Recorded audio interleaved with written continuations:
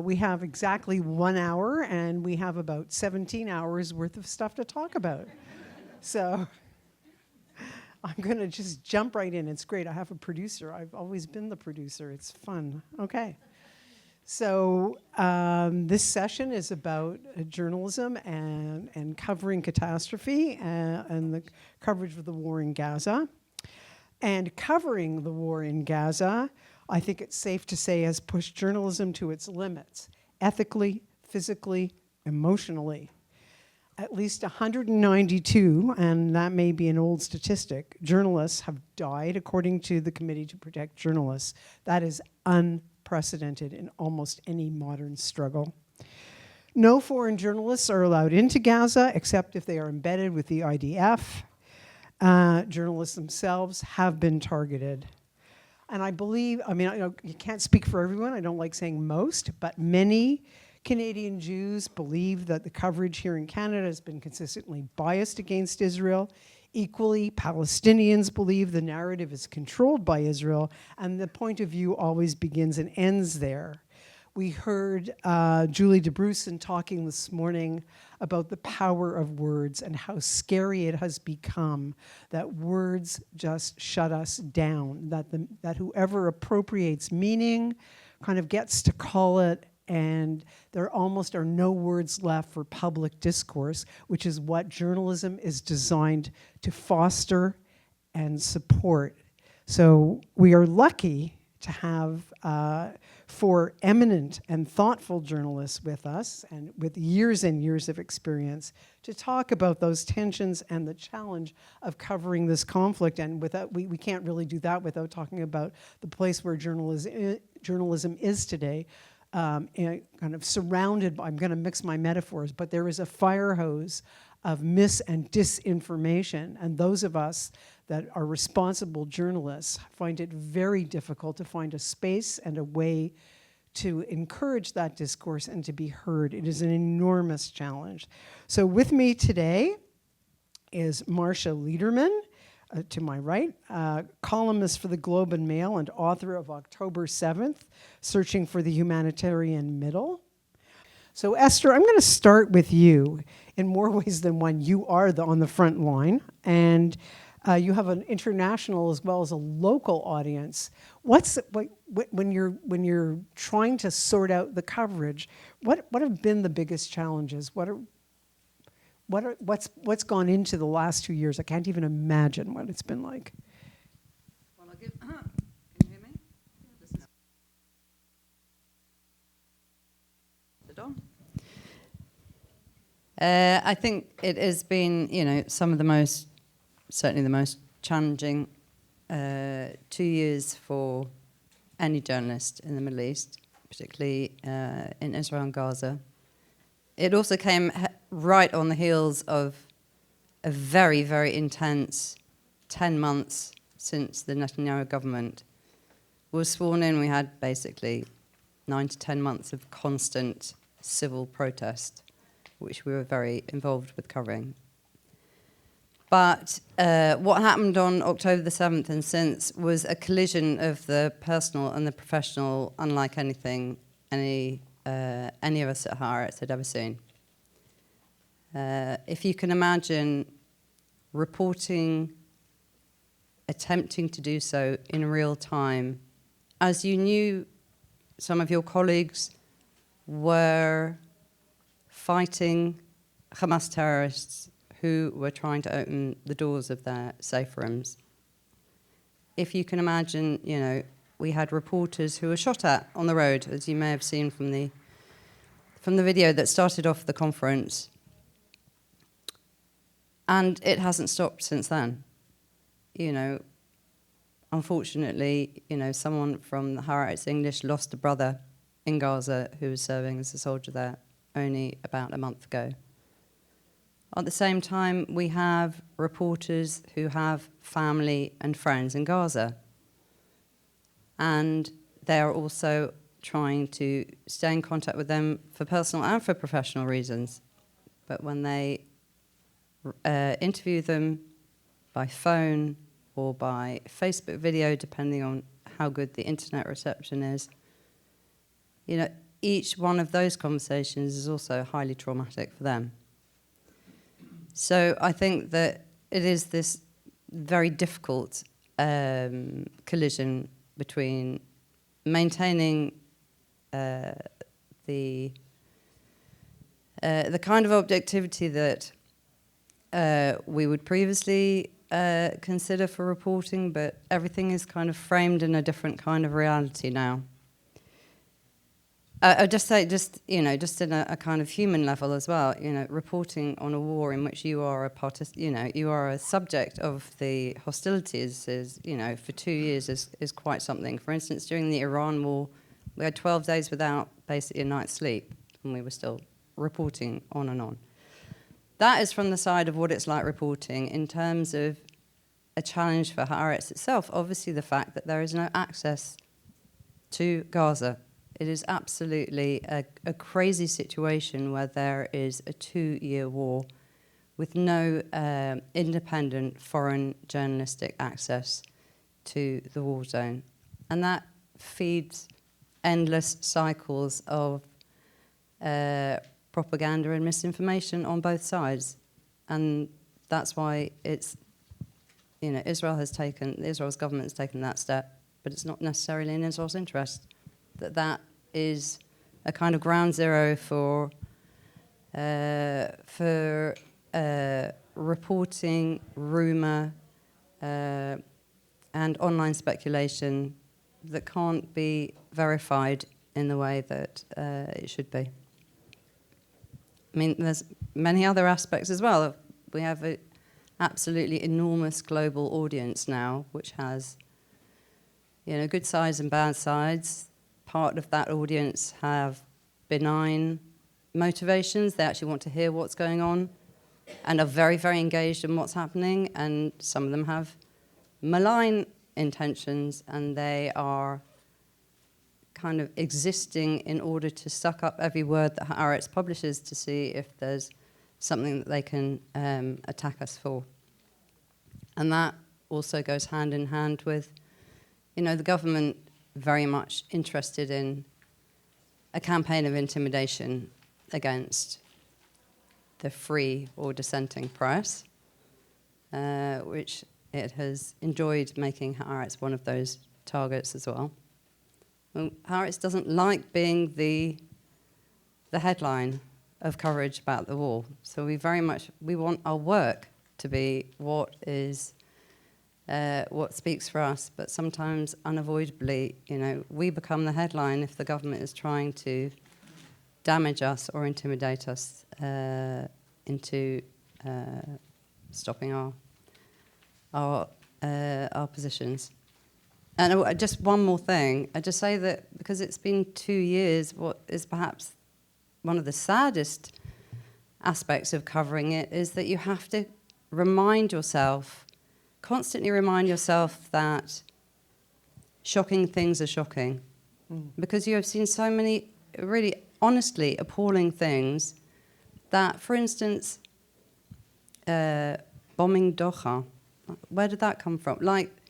But it's almost like nothing can shock you anymore. Piles of bodies can't shock you anymore.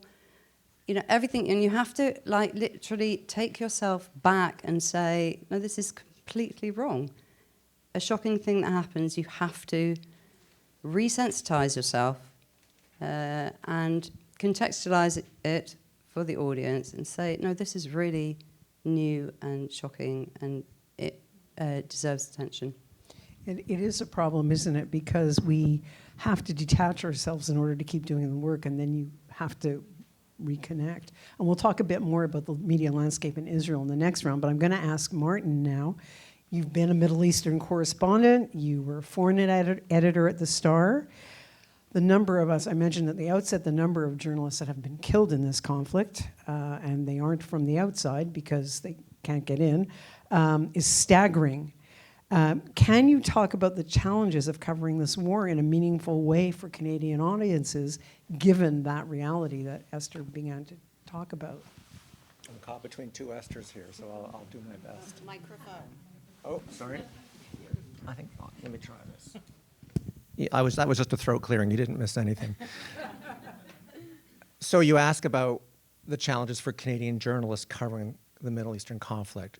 And the answer is that there are no Canadian newspaper journalists, full-time journalists, covering it for major Canadian newspapers. So that puts us that's the context that puts us at a disadvantage.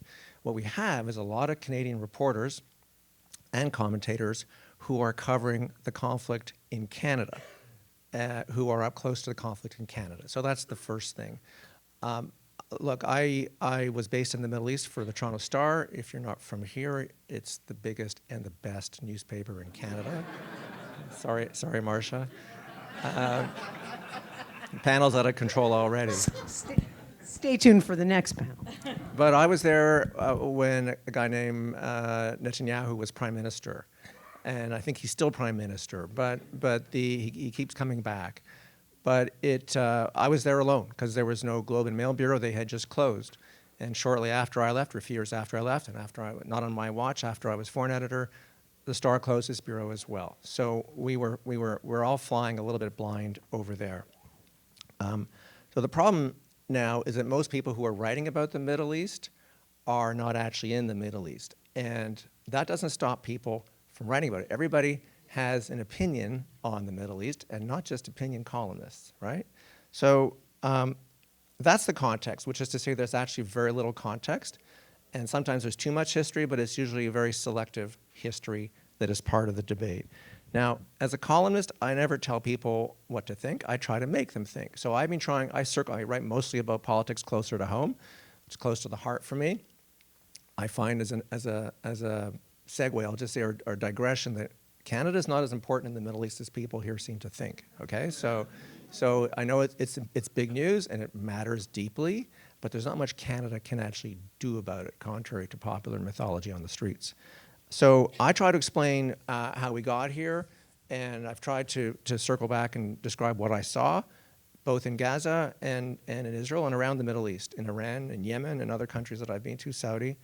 The problem is that today we are dealing just with echo chambers. Like when I was there, I would get the hate mail, I would get the hate voicemail, which was even grosser sometimes, from both sides. And today we're dealing with echo chambers. We're all talking about the mass media here, but we all know that social media is what's driving the folks who aren't in this room. I mean, maybe you're all on TikTok, but the truth is that and Instagram are driving the agenda, not Facebook so much. So people are picking a side, and they only want to hear what they want to hear, and they are all subject to the anger algorithms of social media. And the problem is that we in the mass media keep amplifying what's happening on social media. So it's a vicious circle. I'll just say that my job as a writer is to try to use words and facts, as best I can determine, to influence people. And the challenge that we all face now is that these words also mean different things to different people. I'm not going to give you the semantic lecture, but you've heard this, you know this. There's a lot of talk about Zionism as racism, as white colonialism, what have you. And so Zionism means different things to different people. Most Jews think of it as self-determination at its most basic form for Jews, just as Palestinians should have self-determination. So when people shout out at Zios and Zionism and so on, but I'm not anti-Semitic and I'm not anti-Jewish, well, there's a lot of hatred for Zionism that, given that most Jews are Zionists, adds up to a lot of Jew hatred. So that's a problem in terms of words and semantics. I'm not talking about conflating criticism of Israel or Netanyahu as anti-Semitic, or else Haaretz would be deeply anti-Semitic. And I don't think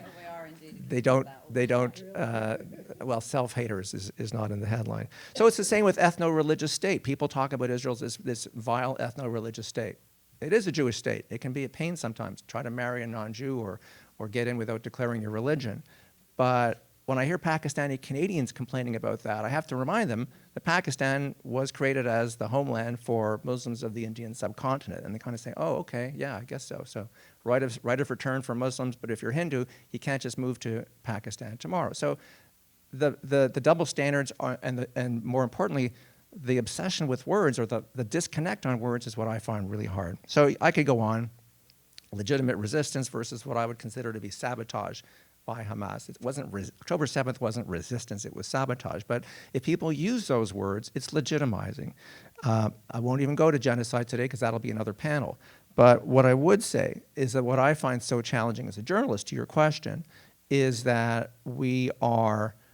I have always been passionate about pluralism in Canada. I run a democracy forum at TMU, and trying to find a common ground, trying to get Pakistani Canadians and Indo-Canadians to talk to each other has always been a thrill for me, and equally Arabs and Jews and Somali Canadians and the old Canadian Jewish Congress. I think Bernie Farber is here in the room, and he was deeply involved in that. That's all gone now. So for the moment, it might come back. It probably will come back because this is Canada. But that's what I worry about, and that's what I see in the media today. So that's, I think, what we have to think about as journalists. We're not trying to shape the agenda, but I don't think we should push it out of where it should be. I don't think we need to make a conflict zone in the Middle East turn into a conflict that turns Canadians against Canadians all the time. Thank you, Martin. So, Ellin, you occupy a different space with a particular audience, and your audience, I'm guessing, is almost exclusively Jewish, although I may be wrong about that, but it is the Canadian Jewish News that you work for. So what's been your approach, and what have been the challenges you faced? It's so nice to hear. She was my boss at CBC before CBC changed on October 7th. Because we left, right? Look, I'm so happy to be here. My boss is here. I didn't know he was coming, so I have to change everything I was going to say. No, my CEO is here, and it's great to be here. Look, I just need to push back on one thing that you said, and I'm going to. I told you I was going to before I tell you. When we were getting our emails about what we were going to be talking about, and you mentioned the Committee to Protect Journalists. I had to say, look, you're putting all the blame on Israel for targeting journalists. None of us actually know. And second of all, Hamas killed journalists too on October 7th, Israeli journalists held hostages in their home during the last 709 days. And I just want to remember that this is another example of media bias, is that the Hamas agency is always forgotten. And whatever they did, it doesn't matter. It's all Israel. And so I just wanted to put that out there. Thank you for I told you I was going to say that, and I'm going to. In fact, Amir Tibon, his film just won, by the way, the TIFF People's Choice Award. Yeah, his father's film. So, he's a journalist for you, right? And they were under fire too. But I'm not there. None of us are there. I haven't gone to Israel, so I'm in awe. I know, I'm saying, wait, I'm going to just say it now. So I'm in awe of what you're doing. I don't have any inside knowledge of who's right, who's wrong. Everyone lies. But this is war. And so, as Martin said, we cover it here. And whatever happens in the Middle East means a lady gets stabbed at Loblaws when she's in Ottawa. Or there's a protest outside a conference where everybody almost agrees with them. It makes no sense. So being on the front lines here, which is all I can talk about, in our community, has been horrible, mentally really challenging, personally. I dread opening my phone. I dread opening my email for the fire hose of garbage and hate. And scary people are getting hurt now. Synagogues, graffiti can be cleaned. Halifax just got graffitied. Why? Because there was the tennis thing happening this weekend. What does that have to do with what's happening in your country? It's anti-Semitism, pure and simple, and it's out of control, and our country is in huge trouble. Second of all, being on the Jewish front line in terms of what we cover, I get hate from everyone. I know you guys get hate from Honest Reporting or the Canadians for Justice and Peace in the Middle East. So do we. Julie Dabruzin was so correct about word policing. I have a listener who writes and said, this person was not an ambassador. Why did you put this person on your podcast with an ambassador, John Allen? And he was right. I made a mistake. He was Deputy High Commissioner to the UK, not the ambassador. So I fixed it. I missed one word, and he hasn't let me, he hasn't, like it's 4 weeks, and I forgot. I fixed 3 out of the 4 mistakes that he said I made. He's word policing, but it's because he doesn't like the message. It's not about who Alan Kessel is. He doesn't want that right, center-right, maybe more than center-right, view on our podcast. Well, that's not my problem. We are trying to represent the voice of what Jewish Canada sounds like. Want me to say it again for those of you who listen? That's for 4 years, I've done 1,000 interviews, 720 podcasts, plus countless written articles. I think I've interviewed more Jewish people in this country than anyone since October 7th for my show, and I'm proud of it.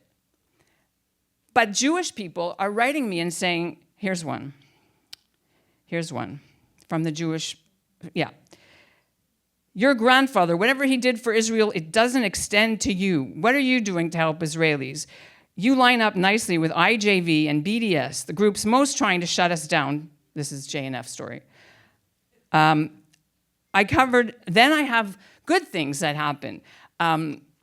People, for example, at the Jewish, last year, Rosh Hashanah, maybe you all got our new magazine in your book. Okay, last year's magazine, we had so much controversy about it. People on the progressive left were like, you saw us. There was a girl with a keffiyeh and watermelon earrings. I wasn't part of any of this decision, okay, just so you know. My CEO was there, and I'm sure he'd love to talk to you about it afterwards. No, he would. He's awesome.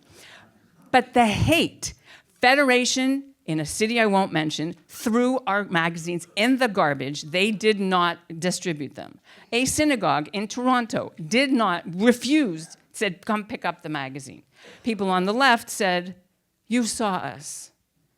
Because we were talking about university kids and encampments. It's a true story. They don't have to like it, but it's true. My son goes to U of T. I know. He came home and said, Mom, what's Nakba? I'm like, in my house, you didn't know? Oh my God, I failed as a mother. But, so we get it from everyone, and it's really hard. But we also get word policed by the National Council of Muslims, Canadian Muslims, by CJPME, by actually readers. Why did you have this word? Every single word. Through the Quebec Press Council we get taken. They read every single story that we do, whether it's pro or anti or whatever it is on any topic, even, benign stories. So it's a very difficult thing. And personally, I get attacked.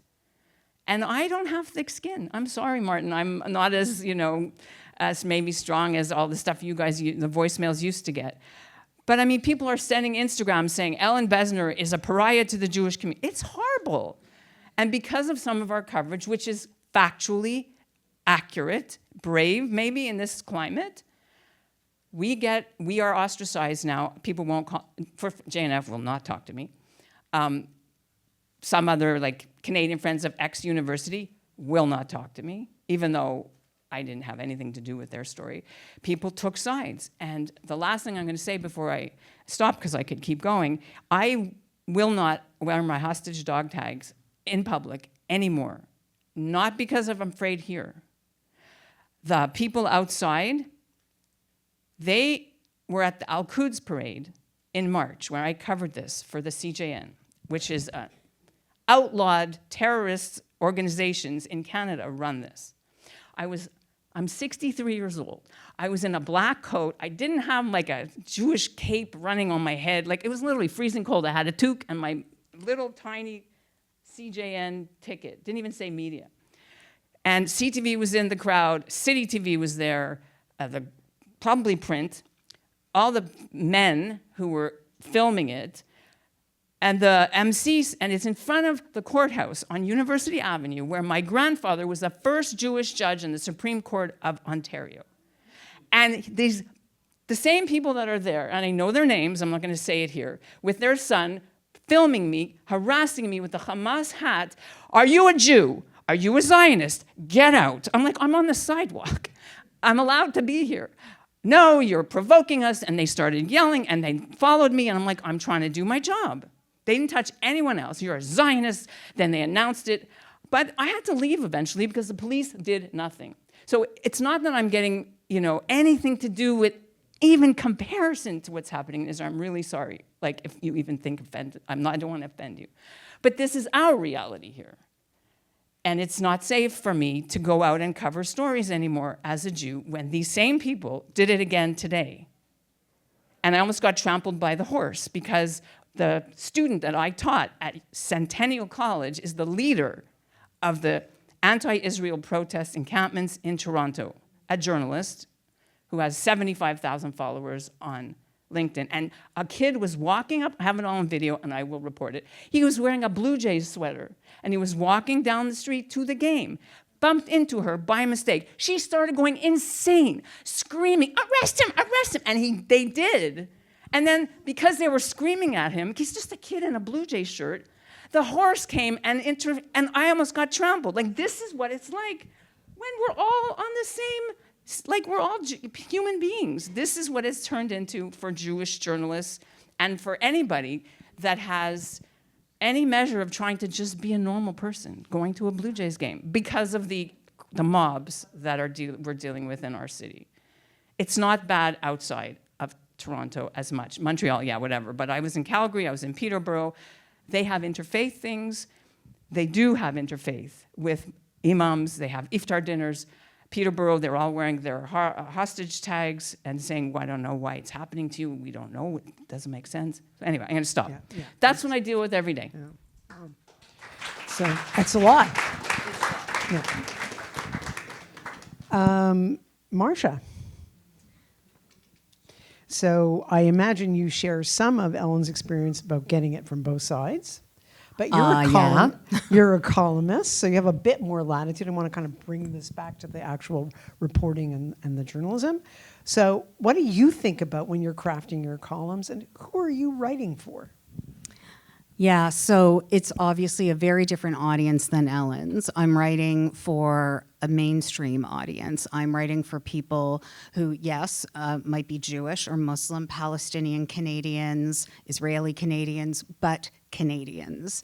And I think actually what we just heard from Ellin is a really good example of the story I'm trying to tell.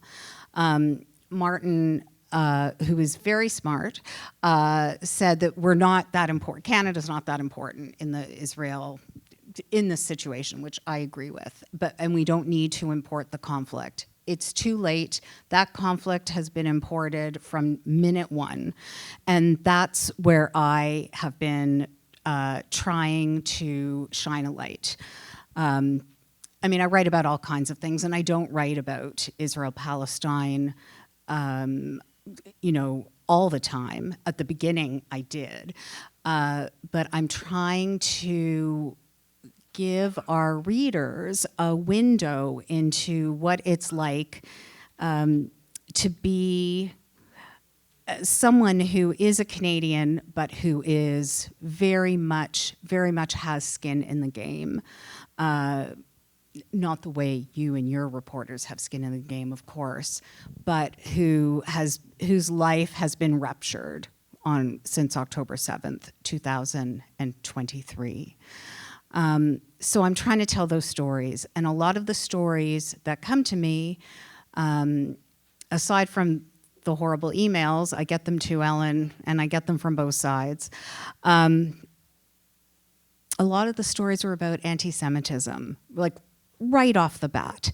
And I wanted to tell those stories. But how often do I want to tell those stories? I do twice a week. I could probably write 800 words about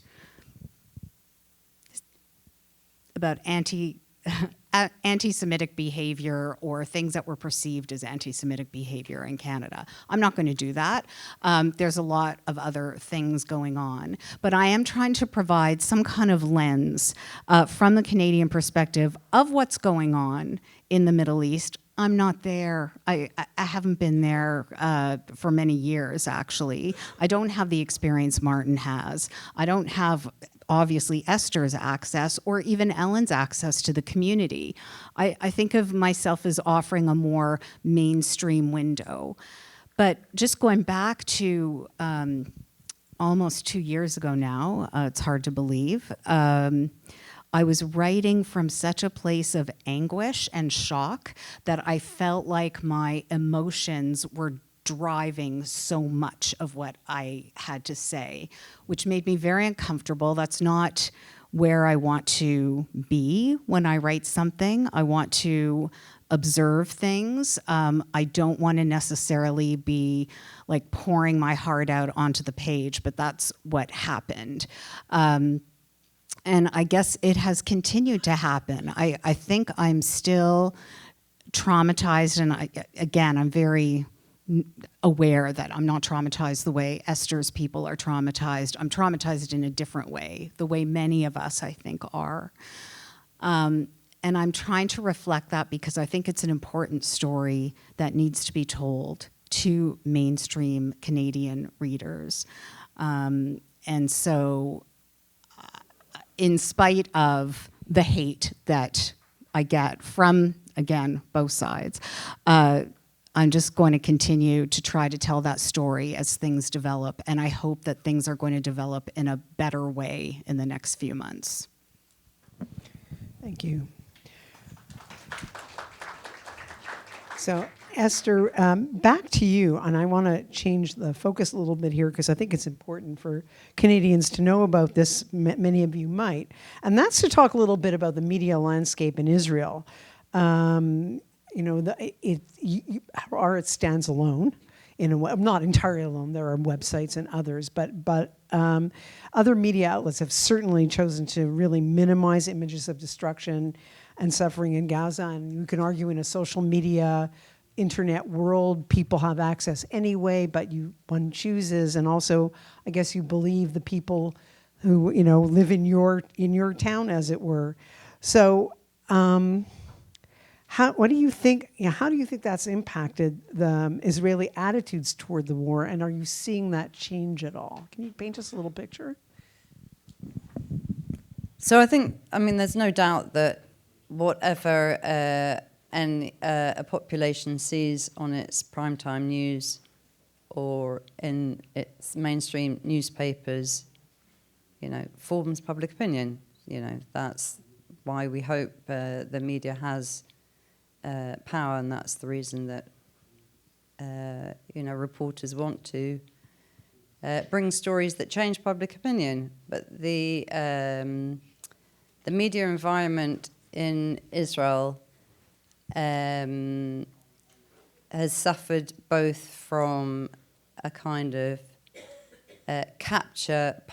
partly a capture by very right-wing forces, which is Channel 14, which is one of the main TV channels. There's also newspapers that are very much aligned to that point of view. The kind of disappearance of the liberal press, except for Haaretz, which is kind of the sole survivor that really does wave the flag that it is a liberal paper. And what has been basically pretty comprehensive self-censorship by much of the mainstream media as well. Now, what does it mean by self-censorship? It means that obviously the images of what is going on in Gaza are available. It's not like there is some kind of problem with acquiring or broadcasting these images, but it's a very complicated issue. On the one hand, it shouldn't be a complicated issue because journalists should feel that it is their mission, above all, to bring news about what is happening, especially during wartime, where the results of what your own government and army are doing, you should have that feedback loop so that you see what on earth the repercussions of what you are doing are. On the other hand, it's a very complicated issue because every one of these media companies know that their audience have sent their own sons to Gaza. It is their own families that have been affected by October the 7th. There's not some kind of objective, some conflict far away. It is a conflict that is the people who are working in the studios